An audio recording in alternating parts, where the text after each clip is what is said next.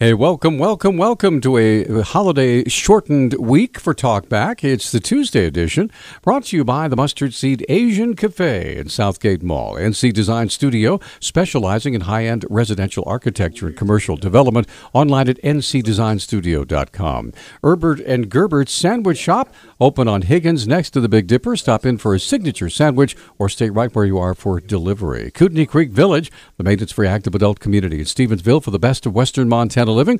Dig-It Excavating. Call 214-4292 or visit digitmontana.com. Missoula Nissan Hyundai. Drive what you want affordably. Find out how leasing may be your best deal on a new car. And by Office Solutions and Services, your exclusive Sharp dealer.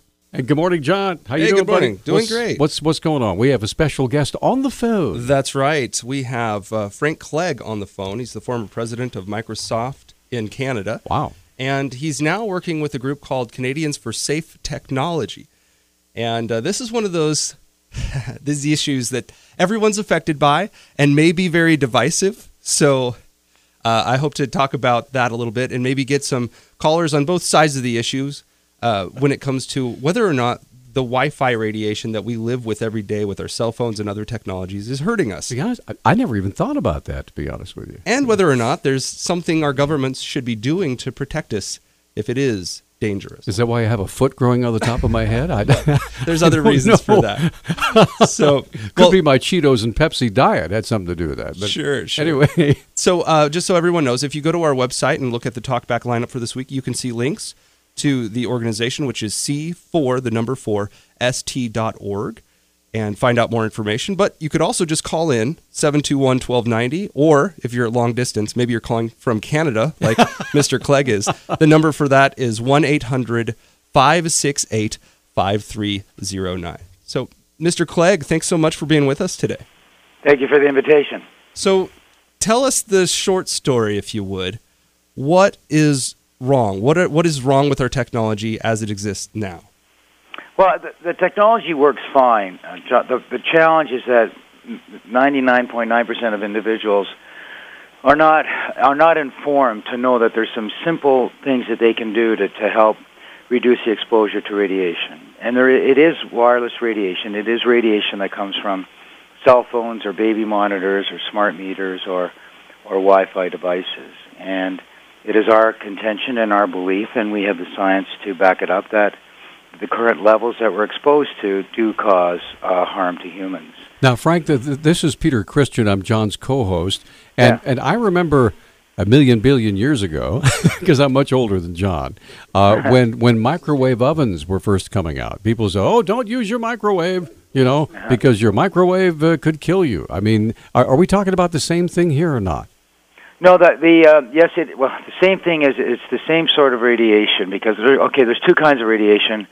There's the ionizing radiation, which X-rays are in that category, and there's a non-ionizing radiation, which is a bigger wavelength. So if you remember back in physics, the waves are more gentle, and there was a belief at that time, or many years ago, that these non-ionizing radiations would not cause harm because they don't heat the tissue up. Whereas an X-ray will heat up the tissue in the body, and we know that that's harmful. Okay. What we're seeing now, the science is proving that you do not have to heat the tissue in your body to cause it harm.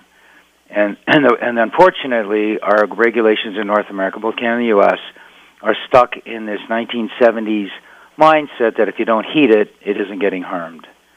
No. Sorry. No. I guess I wanted to ask you just basic, since you said you had the science behind it, let me give you John's dumb guy on the radio view of what's going on here, okay? I thought that was my job. But radiation, it travels in wavelengths of different lengths and different power. And some of those wavelengths we know hurt us. Infrared spectrum, that's why you wear sunscreen when you go outside, etc. And others we've lived with for a long time. In fact, maybe our entire existence. I mean, the whole universe has backfield radiation from either the creation or the Big Bang, whatever you want to say. So we've been living with radiation of different frequencies and lengths our entire existence. Why is the Wi-Fi radiation particularly dangerous, or dangerous more so than just the regular everyday sun? Well, I think it's the amount that we're getting exposed to. You do not spend 24 hours a day, 7 days a week in the sun. In fact, those of us in the northern climate, when we go to the southern climate, if we spend 20 minutes in the sun at the wrong time of year, we get burned. And so, you see this radiation in these devices, where you're spending, in some cases, 24 hours, 7 days a week. If you have a Wi-Fi in your house, you have a cell phone you sleep with, or near your bed, if you put it in your pocket, or in your bra, or your pants pocket, or your jacket, you have a smart meter near your bedroom. There's multiple sources that you're getting exposed to. So I would debate that and say that nobody sleeps in the sun 24 hours a day, 7 days a week. If you did, you'd be harmed. And we're now starting to see the effects of people being exposed for extended period of time from multiple devices, and it's a cumulative effect that we're starting to see people being harmed. Now, just to step back a little bit, it's my understanding that the radiation that comes from a Wi-Fi signal is not as intense as, for example, the sun. And maybe the comparison isn't perfectly apt of a sunburn, for example, because it's not as violent of a wavelength as, for example, the infrared waves. No, that's fair. I'm not suggesting that it is as harm. I'm not suggesting it's as strong. I am saying that there's now science to show that it can be as harmful. Okay, I tell you, we're up against a break, Frank. We'll do this about every 10 minutes or so. But when we come back, first of all, we have a caller. We have Chris who has a question. My question to you, if you could answer this right out of the box, is what kind of damage are we talking about here? I mean, is my pinky finger going to fall off, or I'm just going to lose my memory or lose my mind any more than I already have? Peter's already tried cutting off limbs. We'll see. I'm just concerned as to what the actual damages are from this radiation. And we'll be right back with more in a moment. All right, thanks for joining us on Talk Back. It is the Tuesday edition. Of course, yesterday was Labor Day, and we all enjoyed the day off. At least I hope you did. But on the phone with us right now is Frank Clegg. He's visiting with us from Canada, and we're talking about the possible dangers of radiation from all the wireless devices we're surrounded by. So, Frank, the question I asked you before we went to the break is, what kind of damage are we talking about here, physically and mentally and that sort of thing? I would say there's two areas where there's the strongest science, and one is we now see harm in infertility. So male sperm is absolutely damaged after only several hours of exposure. So at the distance of putting the cell phone in your pants pocket. We do worry about, but men can reproduce sperm after several months, whereas women, when they get their eggs, they have them for life. So there is a concern that young women putting laptop devices or tablets near their pelvic area at a young age, they can damage forever. Wow. The second key category is brain cancer. Glioma is a very aggressive form of brain cancer. Studies out of Sweden verified this last summer by a team out of France that show a significant increase in brain cancer when you hold either a portable phone or a cell phone to your head for extended periods of time. There has been DNA damage proven right at the DNA level for 20 or 30 years now, but we never really saw how that would manifest itself.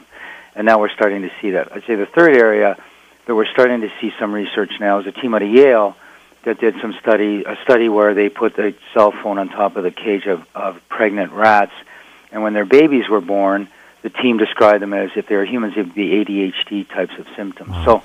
So we're starting to see, the cancer is the one that's probably the scariest, but the fertility one I worry about because a lot of people don't know about it, and now we're starting to see potential development concerns in young animals. Sure. Now, Frank, one thing that Chris, hang on the phone just a second. There has been an absolute explosion in the amount of autism cases we've had, not just in our country but around the world. Do you think this could have anything to do with that? There's a professor out of Harvard who's actually an MD and a PhD who has written 2 papers theorizing that there is a link between autism and wireless devices. There isn't any proof. So she has gone through and done a lot of research over the years, and as I say, has published a peer-reviewed published paper that theorizes that there is a potential connection. But there hasn't been any science to back that up to say here's the why and the how. So I got to praise Frank for that answer, because usually if someone is all in on something, we've talked to people that were all in on no GMOs, for example, and they will take every little bit of argument they can from every piece of ground. But to be able to honestly say we don't know for sure yet, I think is a good, honest answer. Thanks for that, Frank. Oh, you're welcome. I guess the comment I would make is that, all my volunteers are all use technology. I've got young families of fellows running businesses and all that, and we all use the technology. We have a code of conduct on how we're going to use it and be safe about it. So what we're saying is, we're not saying don't use the technology. We're saying use it safely. Okay, sometime during this hour, maybe towards the end, you've got to give us what your rules are to help protect us. Okay? Oh, okay. Sure, I'll be glad to. All and right. It's on our website. It's on the top. You go to our homepage, it's on the top of our website. There's our tips for how to keep you and your family safe. But I'll be absolutely glad to talk to them. Fantastic. Let's get Chris on the line. Chris, you're on with Frank Clegg. Hi. Hello. Hi, Chris. You're on. Please go ahead, ma'am. Yes, thank you, Mr. Clegg. First of all, I'm a fifth-generation Montanan. I want to thank you very, very much for taking the time to care about Montanans and talk to us about this. You are particularly influential because I believe you ran Microsoft Canada. You were the CEO of Microsoft Canada for 15 years, which is very significant. So anyway, my question is, what was the process they used in Canada to determine the safety limits for cell phones and iPads and wireless devices? And was this process similar to what has been done in the United States? Thank you. Thanks, Chris. Because I can't comment to what the FCC does in the U.S. I believe the processes are similar. Health Canada is the agency that owns the something called Safety Code 6, which is the guidelines that allow for the safe use for wireless devices in Canada. And Health Canada just finished an update over the last 2 years. And we have written papers. We've had experts make formal submissions in writing and present to Health Canada, showing the holes and the flaws in their process. And what our concerns are is really twofold. As I mentioned before, they're stuck in this, if it's non-thermal heating, or if there's non-thermal effects, in other words, if it doesn't heat tissue, it can't be harmful. The other thing they talk about is this weight of evidence. So there are studies, and Health Canada actually, under formal testimony to our parliamentary committee, the individual who owns Safety Code 6 said that he acknowledges there are studies that show harm to humans at levels significantly below Canada's current levels. However, the weight of evidence says that there's not enough harm to change the current guidelines. We have been requesting for 2.5 years now that the Canadian government publish what the weight of evidence criteria are. We had an expert who's been published in the British Medical Journal go in and meet with Health Canada and talk about their process, and he came out and told me that if he was giving them an evaluation, he would give them an F. Wow. So I'm not a scientist, but I have spent my career in the technology business, and I understand good process and I understand bad process, and the process we have in Canada is a mess. To be fair, I cannot comment. I do worry about the process in the U.S. because the U.S. has come up with the same answer that Health Canada has. So I worry that the process is not much better than the one we use in Canada. You know, I was just noticing, I have an iPhone, okay, and it's been in my back pocket. Not my front pocket, but my back pocket, okay? Uh-huh. And I took it out, and it's definitely warm to the touch. So, yes. I mean, do I have a battery problem, or should I worry that I'm getting a little bit too much radiation? Well, what happens is the cell phones particularly, but a lot of the wireless devices now, they're checking thousands of times a second to make sure there's a connection to the radio tower. And depending on what applications you have running, they will actually be feeding that information back to certain sites to say they want to know where you are. So like a mini GPS on your phone. So every connection causes that burst of energy, and it's a spike of energy. And the lower the number of bars, in other words, the lower the signal, the harder that phone is working to stay connected. And so you have to be just aware of that. When I use my phone, one of the things I have it I have all the Wi-Fi and all of the roaming capabilities turned off, so I just can use text and voicemail, text and phone. In your iPhone, if you go into your phone, there is a warning that says keep the iPhone at least, and depending on the size of the phone, anywhere from 5/8 of an inch to 9/10 of an inch away from your body, period. Wow. How about that? To meet the federal regulations. And on our website, we have safety warnings listed. But, now you have to go through settings, general, about, legal, and RF exposure. So there's 5 steps you have to take to find that warning, and it's buried. but every single device has that warning saying, hey, in order to meet federal regulations, keep the phone at least, or the iTablet, or the baby monitor, or the iPad, a certain distance from your body. Wow.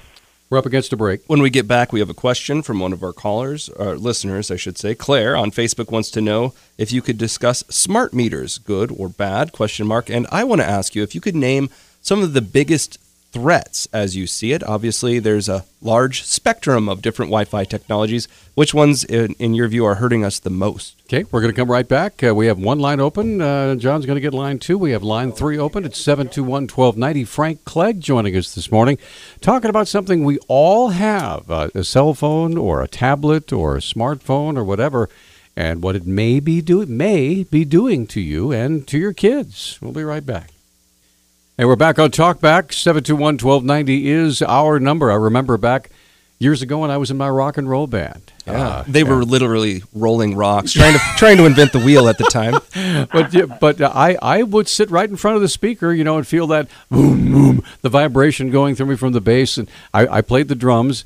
And so here I am, 62 years old. My hearing, surprisingly enough, is still pretty good. So, right. Frank, I guess I got lucky, huh? Well, there's a whole significant amount of publication and research. There is a percentage of the population, and the debate is whether it's as low as 3% or as high as 15 or 20%, that people are electrosensitive. And so we're starting to learn more and more. So, 20 years ago, a peanut allergy was something people didn't understand, whereas today, people are very educated and understand there's a percentage of the population that has a peanut allergy, and you protect them. There is a percentage of the population who are sensitive to electrosensitivity, and unfortunately, these folks, these individuals, ones who are severely affected, can no longer work because they can't find a work environment, and then in some cases they lose their home. A lot of cases they have a breakup in their with their partner, and so some of these folks are forced to live in campgrounds and stuff like that. But real quick, electrosensitivity. Since we're on the issue, what does it do to you? You had mentioned peanuts, and is it like an allergic reaction, or are they like X-Men with an extra ability like fish, and they can navigate through the electric currents and stuff? No, it's not. It's when I talk to people who are electrosensitive, they hate it when I say it's an allergy. So it's not an allergy. If you've had any exposure to somebody who's chemically sensitive, and multiple chemical sensitivity is something that's a little more accepted now than it was even 10 years ago, and so that's somebody who would react to, say, a pesticide or formaldehyde. It's more like being poisoned, right? Well, what happens is your body can't process it. So what happens is most of us, when we get that kind of subjected to those kinds of toxins in our body, we are able to get rid of them either through our kidneys or through our bladder or whatever, right? Well, people who are chemically sensitive or electrosensitive, their body can't handle it. And so, and unfortunately the symptoms vary. So it's really hard to track this and come up with a diagnosis because the impact, some people can just get minor headaches. Some people are bedridden. Some people get nausea. Some people get what they call is brain fog. Now, is this a clinical diagnosis, or is this just a catch term that we're using for something we haven't fully described yet? Well, it's to be honest, it's a bit of both. We have two clinics in Canada, one at Women's College Hospital in Toronto, and the Environmental Health Clinic, where there's two physicians there that will diagnose electrosensitivity. In Sweden, it is a recognized ailment, electrosensitivity, and you can go to Sweden. First of all, you can get disability benefits for it, and you can go to some hospitals in Sweden where they will put you in a protected room so you are shielded from all the wireless radiation. In Austria, the Austrian Medical Association has come out with a 5 or 7 page questionnaire to help family physicians diagnose and identify people who have shown signs of electrosensitivity. On the other end of the spectrum, if you look at the World Health Organization, what they will say is, yes, we acknowledge that there is something called, and they have a different name for it, our challenge is trying to find the exact connection between that and what kind of exposure, and that's where the difficulty becomes. It's no different than somebody who can smoke 2 packs of cigarette a day and not have any problems, and somebody else can get cancer from secondhand smoke. We don't know the why, and we don't know why some are exposed and have little reaction, and others can be exposed a little bit and have significant reactions. Sure. We had two questions before the break. I wanted to go back to them. One of them was about smart meters. We had a question, are they good? Are they bad? What are the risks there? And then I had a further development of that question, which was, of all the Wi-Fi technology, I mean, because literally there's radiation from the universe. There's radiation from the sun. There's all kinds of stuff we're dealing with. So what do you see? What's in our control? What's actually the most dangerous that we can stop? That sort of question, if you could, after the smart meters question. Okay, well, first of all, I'll put the smart meters in the category of I'm not a fan of the smart meters. Excuse me. There's I believe it's in Idaho where they figured out a way to use smart meter and they pull the data back through the phone lines. Any device that is constantly emitting a wireless signal, and it has to be a strong enough signal to go back to whatever the connection point is not good for you. All right, so I will put smart meters in that category. I will put Wi-Fi routers in that category. So I would say that the two things that worry me are, first of all, are how close you are to the device, and the second thing is how long you're exposed to it. Sure. Now, a smart meter, I would assume, is going to be outside. Well, here's the problem, though. It could be outside, but is it outside your bedroom or is it outside the family room where you're constantly spending time? And is the collection point does all the signal go through your house, or does it go through your neighbor's house, or does it just happen where everybody's lucky and it goes to the end of the street and there's nobody between it? And because the radiation the data has to be collected. And what we're seeing is there's not only the radiation itself, but it's the packets of data. In other words, these little packages of information that go along, and they seem to be messing up the cells. Because think about it, where you're sitting on an ocean, out in the ocean, and you're on and you're just sitting there or you're just floating along. And then people come along in a surfboard, and every time you get nudged with this surfboard, that's kind of like what happens to the body, where you have this nice little wave goes through, but then you have the data that comes along that gives your body just a little interruption. Now, the way I understand it, and I might be totally wrong on this, but it shoots out the wave kind of like a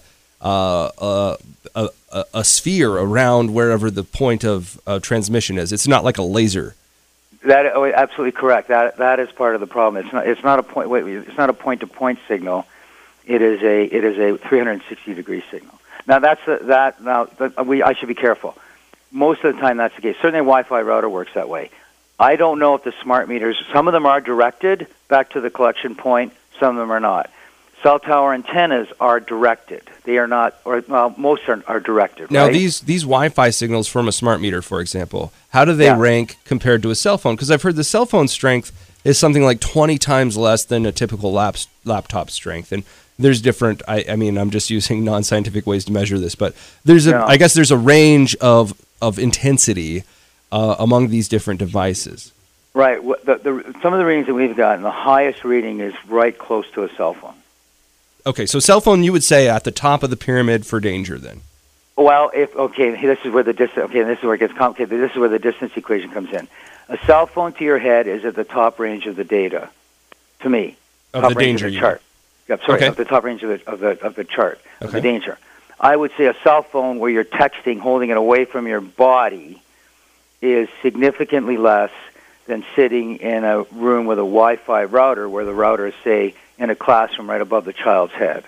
Oh, wow. So wow, this is going to get intense because we have a school bond issue. The whole idea of the Smarter Schools initiative here in Missoula is to upgrade our school facilities with new Wi-Fi. Elementary and secondary and high school. Right. Yeah. So my 2-year-old will be probably in a Wi-Fi outfitted building. It probably already is, frankly, but maybe they're just upgrading it. And I kind of want to hear about the impacts and the threats and maybe what parents should approach the school system with before the system goes in to maybe make it safer. Right. Well, real quick. Sorry, Frank, we do have a commercial break. We're up against the break. We have Catherine and Greg. Everybody, you're a rock star now. You filled up our phone lines. Everybody wants to talk to you, so that's great. We're going to come right back, get our phones working here in just a moment. Hey, it's Talkback. 721-1290 is our number. Let's get right back to the phones because everybody wants to talk to Frank Clegg. So let's do that right now. Get right back to the phones. Catherine, you're on with Frank Clegg. Go ahead, please. Good morning. Couple of questions here. How many rads does the average wireless device emit, and what is the danger level for absorption by a human being? And the second part of my question is about the use of screens and Bluetooth because a lot of people work completely with screens and tablets, and they spend their entire days doing that, and with a Bluetooth stuck in their head. Is there a threat to hearing and eyesight from that? Well, there's a lot of science available, and some organizations and the American Pediatric Society that recommend limiting the time that you are in front of a screen, particularly children, because of the potential damage to the eye. And I'm not an expert in that area, so I would default to those other areas. On the Bluetooth, I would comment, Bluetooth is a wireless device. So what you're doing is it's like putting a router right beside your brain. And so, and that signal's constantly going back and forth. So I'm not a fan. I advise anybody who will listen to me to not have the Bluetooth on their head, not have Bluetooth in their car, because it goes back to the same issue about this is a wireless device. It's constantly emitting. In the case of the Bluetooth, it fails both tests. It's constantly emitting, and it's closest to your brain. Frank, real quick, these Wi-Fi signals that we're sending out, is Wi-Fi maybe not is there a safe frequency for Wi-Fi, or are all the different Wi-Fis we use equally dangerous? Well, no, as we're going and we're adding more intensity, so the more current the Wi-Fi, the stronger the signal, hence the more radiation that's being emitted. To go back to your question about the school board and the school district, the problem we're having is, and this makes me crazy as a technology person, we're equating access to the Internet with wireless radiation, and they're two fundamentally different things. You can have incredible and unlimited access to the Internet, just stick a cable in the wall. And so what I would do is, if I was a school board trustee, any new school that I was building, I would automatically hardwire it with cables to make sure that all the students could do it. Now, is it more of an inconvenience having a cable? Yes. But is it safer? 100%. Kids are not little adults. Their brains are thinner, their skulls are thinner, and there's a lot more water in their brains that can absorb the radiation. And so there's been proof of using a cell phone. This study goes back to the 70s, and it's been verified in the 90s and again, in this decade, where there's a 7-fold increase in the amount of radiation exposure to a 5-year-old child holding a cell phone near their brain, near their head, than there is in an adult. So this constant Wi-Fi to children of any age to me, is unnecessary and it's unsafe. Wow. Hang on, Frank. I want to get Greg on the line now. Okay. Greg, you're on with Frank Clegg. Go ahead, please. Good morning, gentlemen. About a year ago, I watched a program, and I believe it was from Madrid, Spain, and they had, in the congested amount of area that they have, in this one instance, they mounted a cell tower, the devices that are on a cell tower on top of an apartment house. The residents, and multiple residents, came home and spent several nights at home once this thing was installed. They immediately began to have headaches. They went to the local medical thing and the medical department. They guinea pigged several people other than the residents, and they also had headaches. Do you consider that the industry in the United States is putting their foot on information and quelling our knowledge? Okay. And that's my question. Great, thanks, Greg. So what do you think, Frank? Well, I know what they're not doing. I know they are not publishing the information. We talked about the safety warnings on your iPhone or your BlackBerry or your Samsung or any of these devices that's buried several layers down. So, and in fact, in Berkeley, California, the council in Berkeley brought out an ordinance that they call it the Right to Know Act, where they are asking they passed a bylaw saying you want to sell cell phones and tablets in our area, you have to at the point of purchase, you have to put the safety warning, this warning on your out in public, and the industry is actually suing them. So I am disappointed in my industry, to be honest, to say, look, you're aware that this information could cause harm. It wouldn't hurt you to let people know. We're not saying don't use the phone. What we're saying is hold it away from your body. Yeah. Don't put it in your pocket. So it's interesting. So I'm not going to accuse the industry of squashing the information, but I am going to challenge my industry to not hide it. It's interesting you would say that, because when I use my cell phone, I almost always use the speaker function, and I hold it about 6 inches away from my mouth, and then that way I can hear, and they can hear me, and it just seems I don't like it having up against my head. It's uncomfortable, so I always use the speaker function. Well, I tell friends that anytime you're on a long phone call and I can't get them to take their phone away from their head, I said, when you finish your phone call, then put your phone down and put your hand to your head. It will be warm. Yeah. Now, can you tell me that that's safe? Yeah. Okay, right?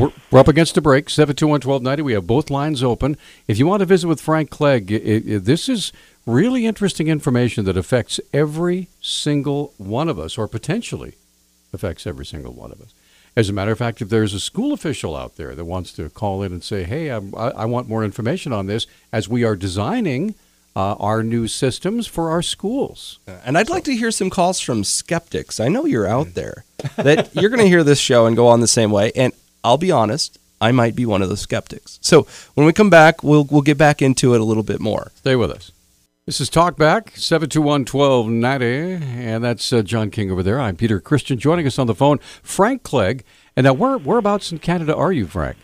I live just outside of Toronto. Well, we're thrilled to have you. We appreciate it. So now we're right in the middle of a great discussion. Now, John, you said you might be a little bit of skepticism here. I'm always kind of skeptical about everything. I think it's healthy, but there's some reasons that this particular conversation does lead me to be extra skeptical. One of the reasons is we can't see what we fear. And usually we fear things that we don't understand. Can't see radon either. You can't see, right. And I think a lot of people are overly fearful of this. Right. People get afraid of the things they don't see or understand. New technologies always bring with them new fears. And Wi-Fi, although it's been around for quite a while, the daily use of it and the interaction in our daily lives with cell phones is relatively new. And if you talk to someone over 60, they're scared of that because they can't program their VCR yet, and they're still trying to catch up. What are you looking at me for? Good heavens. So I guess there's a lot of caution I have when I hear a topic like this. And there's a lot of social reasons for people to want to want it to be this way, because there are good reasons for getting your kids off the iPad and good reasons for having family time and not looking at your cell phone when you're at the dinner table, et cetera, et cetera. I just want to make sure that when we're talking about this, it's not for those reasons and it's for the actual health reasons. Right. And this is maybe my biggest concern. If it's a real health reason, Frank, why would our governments be hiding it? Well, okay, no, I think that's the multi-million-dollar question. So let me ask you this question. How long, I won't ask the question, I'll just give you the answer. It took 30 years. No, our government is just so pathetically slow on some of these issues. Are you talking about Canadian government or U.S. No, or both? I'm using the North American governments. Okay. In fact, I could throw in a bunch of other countries, but let's just talk about Canada and the U.S. It took 30 years for the tobacco legislation to catch up to the science. Right? Okay. 30 years. It took how many decades for asbestos legislation to catch up? We have this issue of thalidomide, which was a drug that was given to pregnant women back in the 60s. Our government just this summer gave money to the survivors from the thalidomide poisoning. BPA. Today, if you go on Health Canada's website, I don't know about the U.S. Websites, but if you go on, there's no mother today that I know of that would give BPA, a plastic bottle to their child with BPA in it. The Health Canada website does not have a warning about BPA. So it takes forever. Well, now, allow me to jump in here just a minute, because everything that you have described so far has a massive corporate infrastructure behind it. Okay, yes. The things that you're talking about, whether it's big communications, Microsoft, Apple, whatever, with of course with tobacco, it was big tobacco, you name it. That the government and those in charge trying to warn people had to fight through a massive corporate fight just to bring the information to the people in the first place. Does that have something to do with it? Absolutely. I've been at this topic for 3.5 years now. If you'd have talked to me 4 years ago, I would have said, and there's no way, that's not true. I have spent the last 3 years of my life have the opportunity because I'm retired now, and I have time and I have the resources to go and travel around North America and talk to experts around the world. I have talked to over a dozen and a half PhD level experts who have spent most of their lives in this field. I've read hundreds of books on it, and I've had a chance to speak to experts and email them back and forth and crawl through many studies and many books. There is absolutely a focus on messing up the science from the industry standpoint. And so, and government, unfortunately, and this is what takes the time and takes the delay, is that the government has to have it be in my opinion, too clean to act. Well, and they want to hear both sides. And I guess one of the questions I have, there were Surgeon General's warnings about cigarette smoke and tobacco, in the U.S. at least, back in the 60s. In the 60s. 1964, I think, was the first issued. So, we have a long history of knowing about these problems, and sure, there's some cautions. Maybe we didn't have full legislation or financial distribution services and things like that. But I would say, too, that a lot of these groups, for example, the FCC or would have you for the for food, the FDA, they've changed over time. Wouldn't you acknowledge they've adopted new processes for making sure something is safe before it hits the market? What, we're going to take a 1 minute timeout, Frank. We'll have you come back and answer that. And I want to know if you and your organization, the folks that you work with, have been threatened or have been moved against by the powers that be in your industry, you seem to back off of this. This is a cash cow you're messing with. So we're going to come right back in just a moment. Oh, just a few precious minutes left visiting with Frank Clegg, who's with us, talking to us from Canada this morning about the possible dangers of using too many wireless instruments, whether it's cell phones, wireless routers, whatever. Well, not using too many, but using them in the wrong way, right? Now, the question I wanted to ask you is, have you or the folks you work with been marginalized or attacked in any way by the industries that you're criticizing? No, not at all. No, I would say not. What there have been is some articles in some of the print media that, in my opinion, were just kind of cheesy, and so we've written letters and asked for rebuttals and stuff. But no, there hasn't been anything from the industry that I have seen or I'm aware of. These are people I used to work with. These are professionals, and I haven't, fortunately, touched wood, I haven't heard or seen anything like that. Okay. We have a question from Jeannie. She wants to know, have you read the book Wireless Radiation Rescue 2012 by Carrie Crofton? And do you see it as a good resource, or what resource would you recommend as far as for people to learn more? Well, I would say certainly I have read Carrie's book. I think it's a very good one. It's a very hands-on description. In fact, I've talked to Dr. Crofton several times. One of the most recent books out is by Dr. Martin Blank, who's a professor out of Columbia University. I'm having a mental block on what it's called. It'll come back to me. Sure. The other one, Dr. Deborah Davis has written a couple of books. One is called Disconnect, which really focuses on cell phones and has some great tips on how to use cell phones. Overpowered is Dr. Blank's book. So those would be the three. And then when we talked about the industry and how does the industry mess up the science, there's a book that I've read called Doubt is Their Product. I can't remember the name of the author. But that one is more just talks about the process around the industry. But I see the hands-on. Carrie Crofton's book is good, Martin Blank and Dr. Davis. I had a quick question for you. We've talked a lot about things that individuals can do to make themselves safer. What are your prescriptions for government to do? Well, we spend half our time, or some percentage of our time educating the public. We spend the other time lobbying government. I think government needs to take a step back and invest the amount of time. Like, everybody doesn't have the resources you need, and everybody's under budget cuts. But there's no government agency that I've seen that has gone back to the basic science and reviewed all the scientific material. What we do in Canada and what we do in the U.S. is we go to these reviews of reviews. And that is a half-baked way to do a scientific evaluation. You need to go back and look at all the science. There's thousands of studies that show harm. There's lots of studies that don't show harm, and go back to it. So I ask all government agencies to do that. Now, that's at the federal level. At the school board level, your school board, my school board, they need to really understand that these guidelines at the federal level they're relying on, the process is broken. There is no government agency in the world, there is no industry in the world, industry company that says this technology is safe. All they will say is there's no proof of harm. And that's not what when you're making a decision, this $100+ million budget that your local group is making, in my mind, you cannot and should not make a decision based on somebody telling you there's no proof of harm. Wow. When you're exposing children to several hours a day, 5 days a week. Okay, let's get one more call in. Eric, we got about a minute and a half. Go ahead. Yeah, you had the question was posed why the government isn't doing anything about this. Well, the government is in bed with the large corporations like Verizon and collecting data on every cell phone, from every cell phone. Possibly true, yeah. And I got another question. There's been comments by people about the effect of the wireless on bees, and I'd like you to comment on lost bees. Okay. Anyway, thanks. Thank you, Eric. So what do you think about that?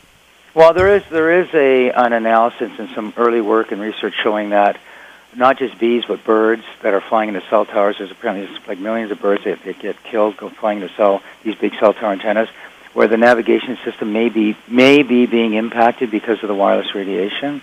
And so we're just starting to see that data, and bees are certainly part of it, and as are a lot of the birds that fly around. Tell you what, we have about... I wanted to get to the safety tips. Yeah, we have 2 minutes left in the show, so I definitely want, if you could just go through those, that'd be great. Okay, and I also want to point your listeners to another resource, because there's an amazing resource you have in the U.S.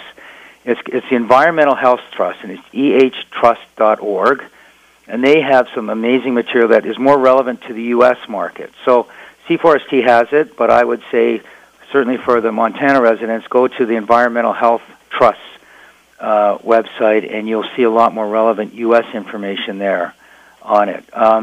What I would say in terms of the safety tips, I would just, the biggest thing to remember is keep the things away from yourself, away from your body, as far away as you can, and minimize the amount of time you're exposed. So don't sleep near a device. We talk to people about the routers. Not everybody can run wires through their house, but put it on a timer. So go to Home Depot or your local hardware store and buy a timer you use for your Christmas lights, and make sure when you go to bed your router's turned off. Baby monitors, absolutely not. They're complete wireless, and why would you ever harm your child? You don't need them. Portable phones, although it's annoying, get rid of them. Cell phones away from your body. Don't sleep with it by your bed or under your pillow. So are you saying I should only have a corded phone, like the cordless phones also do that? Yes. Okay. All right. Yeah. Think about it. You got this device that you can walk halfway down the street to talk to it. The problem with the corded phones in North America, unlike Europe, is the European phones, it only blasts radiation when you take it out of the handset or you speak. The ones in North America, they're constantly emitting. So why? So if this thing can send radiation, 2 or 3 houses down, so you can talk to it. Think what it's doing inside your house and what it's doing inside your body. Let me ask you a question, and this might sound silly, but we go out to coffee. Starbucks has Wi-Fi in the coffee bar. Other than wearing a tinfoil hat when I go to the coffee bar, come on, you don't have to do that. But I'm not saying don't do your Starbucks, but don't sit near the router. I ask where the router is in any restaurant I go in, and 9 times out of 10 they know. Okay. So just sit away from it. And if enough people sit away from it, then they're going to either move the darn thing in the back room where it belongs. John, I have a tinfoil hat you can use. I wear it from time to time. And it's got a point on it, too. So. Hey, Frank, thank you. So we're out of time. Thank you so much for being with us. We'll definitely look into this. Can we have you back on again sometime? I would love to. I hope you found this worthwhile. I hope your listeners found it worthwhile. It was a great conversation. I will be turning my Wi-Fi off at night, even though I'm a skeptic. Great. Thank you so much. Don't put it on a timer. And what it does too is what I've heard people say to me is, Frank, when I put that thing on for 11 at night and I have to go down to the basement to turn it back on, 9 times out of 10 I say, you know what? We're out of time. Enough for tonight. Thanks so much. Have a great day, everybody.